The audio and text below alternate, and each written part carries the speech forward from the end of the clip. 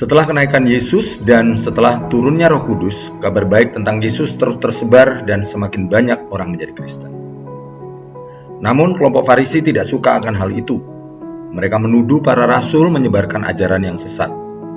Mereka memburu orang Kristen, menangkap, memasukkan dalam penjara, bahkan membunuh Stefanus, salah satu rasul Tuhan. Di antara para Farisi ada seorang yang paling ditakuti.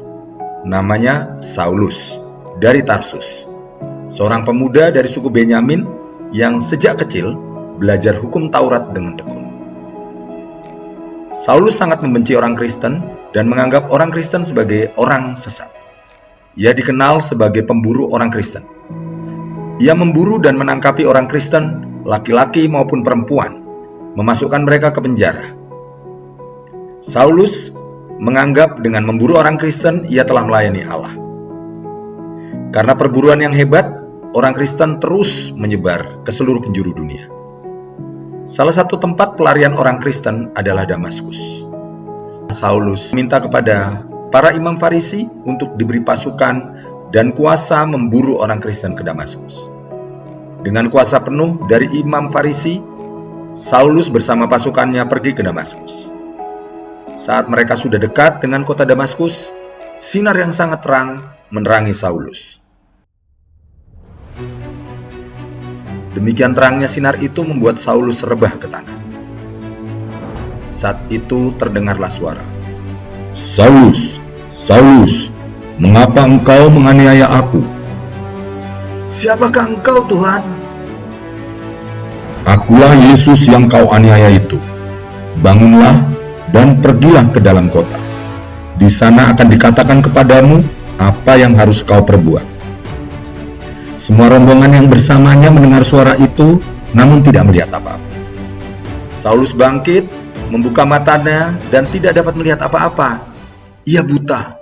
Selanjutnya, teman-teman Saulus menuntun dia dan membawa Saulus masuk ke dalam kota Damaskus. 3 hari lamanya, ia tidak melihat apa-apa dan tidak makan maupun minum. Sementara itu, di tempat lain di kota Damaskus, ada seorang murid Tuhan bernama Ananias. Tuhan berfirman kepadanya melalui suatu penglihatan.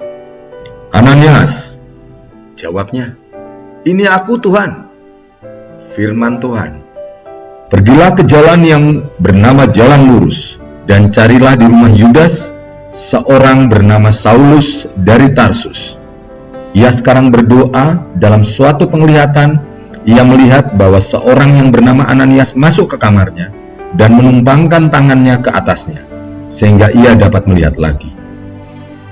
Jawab Ananias, "Tuhan, sudah banyak aku dengar tentang Saulus dari Tarsus. Banyak sekali perbuatan jahat yang dia lakukan terhadap murid-muridmu di Yerusalem. Ia datang ke sini dengan kuasa penuh dari imam-imam kepala untuk menangkap semua orang yang mengikuti engkau." "Pergilah, sebab Saulus ini pilihanku yang akan menjadi alatku untuk memberitakan namaku kepada bangsa-bangsa lain serta raja-raja dan orang-orang Israel. Aku sendiri akan menunjukkan kepadanya betapa banyak penderitaan yang harus ia tanggung oleh karena namaku." Lalu pergilah Ananias ke situ dan masuk ke rumah itu.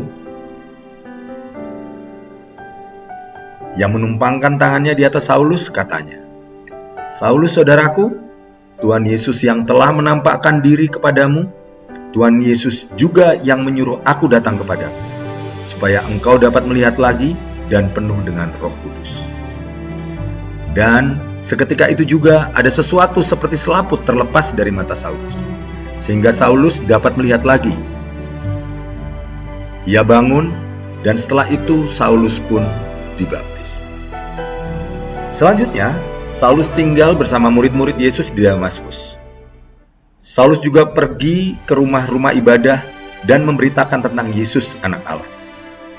Banyak orang yang heran akan hal itu, karena mereka mengenal Saulus adalah orang yang memburu dan menangkap siapa saja yang menyebut nama Yesus.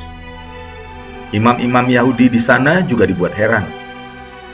Namun, hari demi hari pengaruh Saulus semakin besar, memberitakan bahwa Yesus adalah Mesias dan menyaksikan panggilan Yesus kepadanya. Imam-imam dan orang Yahudi di Damaskus bingung dan tidak senang akan hal itu. Mereka merundingkan rencana untuk membunuh Saulus. Siang malam, mereka menjaga semua pintu gerbang kota agar dapat membunuh Saulus. Saulus dan murid-murid Yesus di Damaskus mengetahui hal itu. Dengan keranjang, mereka menurunkan Saulus dari benteng kota untuk mengeluarkan Saulus dari kota Damaskus. Demikianlah, Saulus memulai perjalanan kesaksiannya sebagai salah satu murid Yesus. Ia berganti dari Saulus menjadi Paulus, berubah dari seorang yang memburu murid Tuhan menjadi salah satu murid Yesus yang diburu. Ia berjalan memberitakan kabar tentang Yesus Sang Juru Selamat ke banyak tempat dan banyak orang. Paulus juga terus menulis berbagai pengajaran dan kesaksian untuk memperkuat iman pengikut-pengikut Kristus. Hingga masa akhir pelayanannya di dalam penjara, dalam belenggu rantai pun Paulus masih terus menulis dan menyaksikan Yesus. Siapapun kita juga bisa menjadi alat Tuhan. Bila Tuhan inginkan, tiada yang mustahil baginya.